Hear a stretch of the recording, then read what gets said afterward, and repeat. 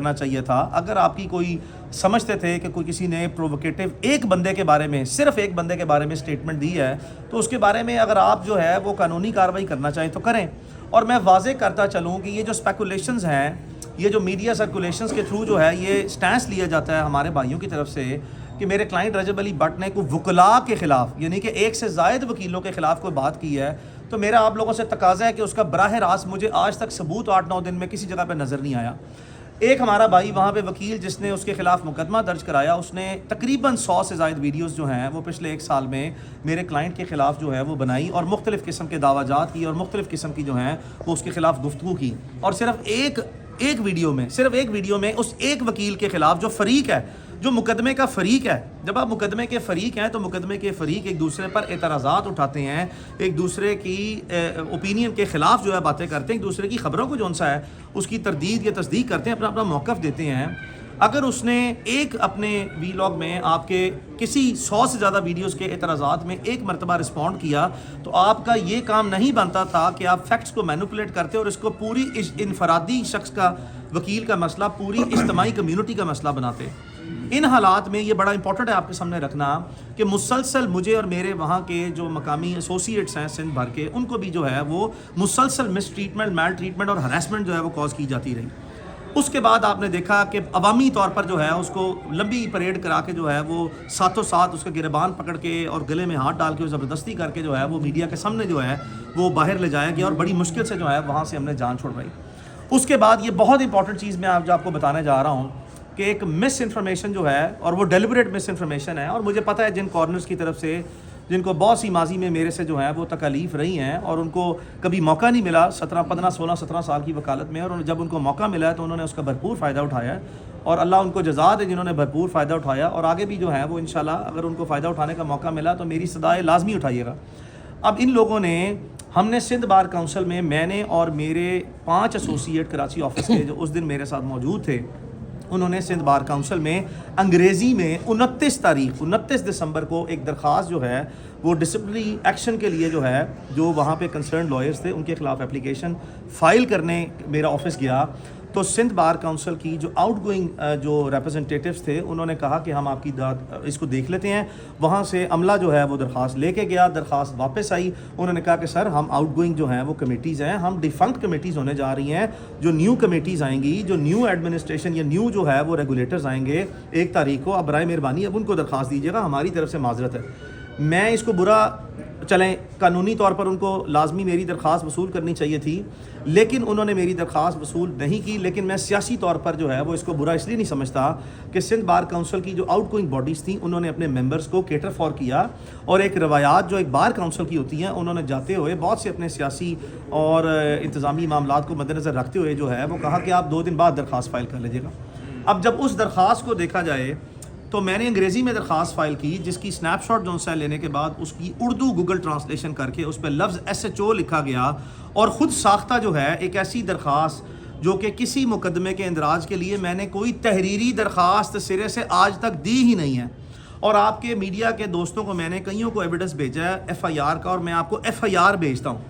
اگر آپ FIR دیکھیں تو وہ اردو میں تحریر کردہ, یعنی کہ کسی کی تحریر کردہ FIR ہے, وہ میری تحریری درخواست پہ نہیں. اس FIR کی پہلی لائن میں لکھا ہوا ہے کہ زبانی مدعی, یعنی کہ مدعی زبانی طور پر بیان کر رہا ہے, اور FIR جو نیلے پین سے لکھی گئی ہے, تحریری ہاتھ سے لکھی گئی درخواست جو ہے, کمپیوٹرائز درخواست نہیں, اس کے دوسرے پیج پہ میرا بیان SHO نے ریکارڈ کرنے کے بعد جو ہے وہ میرے سائن وہاں پہ FIR میں لیے ہوئے ہیں. جب آپ FIR کی کاپی کا مطالعہ کریں گے تو اس میں واضح ہو جائے گا کہ یہ زبانی بیان پر FIR ہوئی, اور FIR کی جو درخواست ہے جو ہاتھوں سے لکھی درخواست اردو سے, جو کہ کمپیوٹرائزڈ اردو درخواست نہیں ہے, اس پہ میرے دستخط موجود ہیں 29 تاریخ کے. اب ہمارے وکلاء بھائیوں کا یہ اعتراض یہ ہے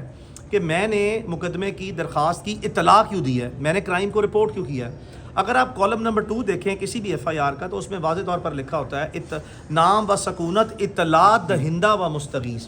تو کسی لا یہ ہے کہ any one can report the crime, but not any one that is reporting the crime could be treated as a complainant. تو مستغیث نمبر 1 جو ہیں وہ اس کیس میں جو براہ راست مستغیث ہیں وہ ہیں رجب علی بٹ اور ندیم مبارک. ان دونوں کا بھی FIR میں نام ہے, ان کے وقوعے کا بھی نام ہے. اور بل واسطہ اور جس طرح ہمیں جو سا میل ٹریٹمنٹ یا مس ٹریٹمنٹ کیا گیا, مجھے اور میرے 6 ایسوسیٹس کو ہراس کیا گیا, میل ٹریٹ کیا گیا, مس ٹریٹ کیا. مجھے یہ بتائیں کہ وی آر اے لائرس. جب میں نے وکالت شروع کی تھی یا پاکستان کے جس بچے سے آپ یا کسی وکیل سے سنیں کہ آپ کے رول ماڈل لائر کون سے ہیں, تو آپ ہمیشہ قائد اعظم محمد علی جناح کا نام لیتے ہیں. پاکستانی عوام جو ہے آج بھی وکیلوں کو قائد اعظم محمد علی جناح کے ویژن کے تھرو جو سا وہ دیکھتی ہے. When was the last time کہ آپ نے قائد اعظم محمد علی جناح کو یا پاکستان کے کسی بھی آنریبل رسپیکٹیبل لائرس جو کہ سارے رسپیکٹیبل ہیں ان کو وائلنس ریزورٹ کرتے ہوئے دیکھا ہو؟ جب عوامی طور پر ہمیں پروفیشن آف لارڈس اور کریم آف سوسائٹی کے طور پر جانا جاتا ہے تو ہم اس میں کبھی بھی جو ہے وائلنس ریزورٹ کر کے اور موب مینٹیلٹی کے ساتھ جو ہے اپنی پریکٹس کو کیری آؤٹ نہیں کر سکتے. یہ ہمارے لیے ممکن نہیں ہے. عوامی طور پر اور پوری قومی طور پر اور دنیاوی طور پر جب بھی کسی وکیل کی عزت ہوتی ہے تو وہ انہی پیرامیٹرز پہ اسی پیرائے میں جو سا وہ ہوتی ہے.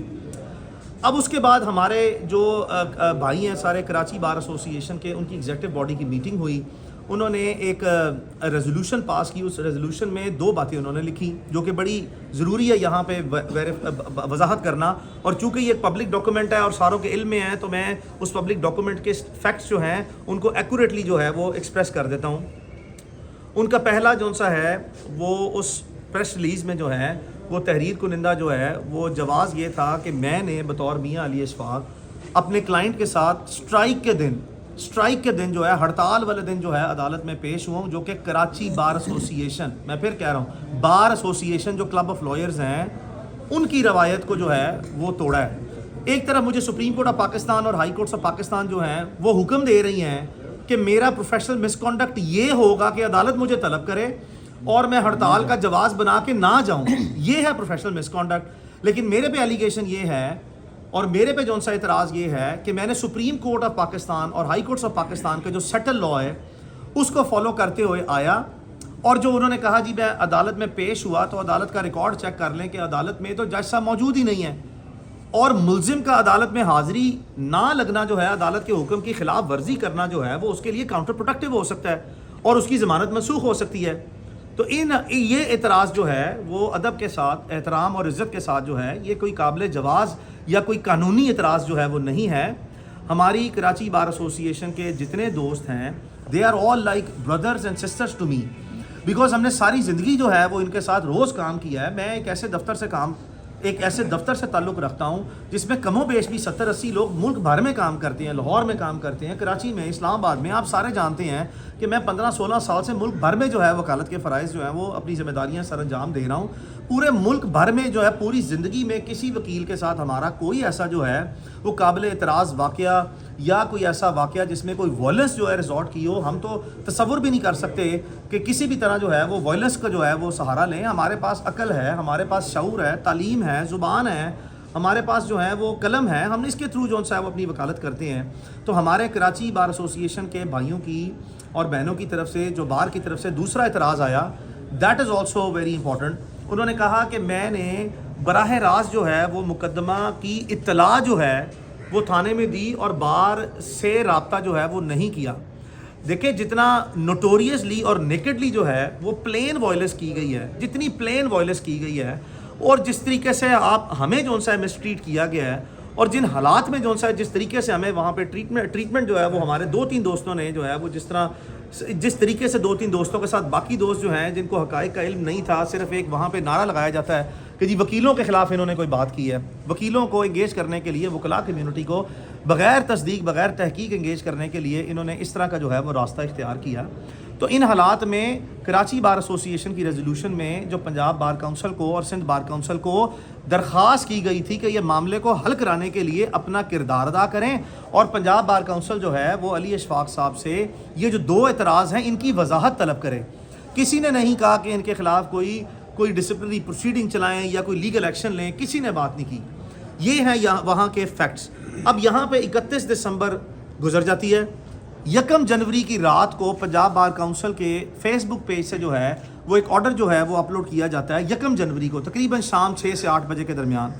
کہ جی ایک ایگزیکٹو کمیٹی کے جو آؤٹ گوئنگ ممبر ہیں, جو ڈیفنکٹ کمیٹی ہے یا جو ڈیفنکٹ فنکشنری ہے,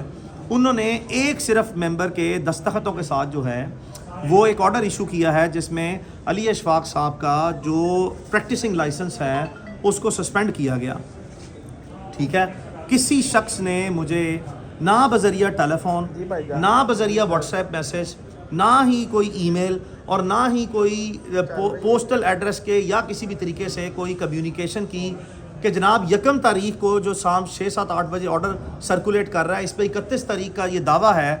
کہ جی آرڈر سسپینڈ کیا گیا اور مجھے سنا ہی نہیں گیا. اب اس بنیاد پہ میں نے باوجود اس کے 29 دسمبر اور 30 دسمبر کے بعد اس پورے واقعے پر آج اس وقت تک, آج آپ کے سامنے پہلی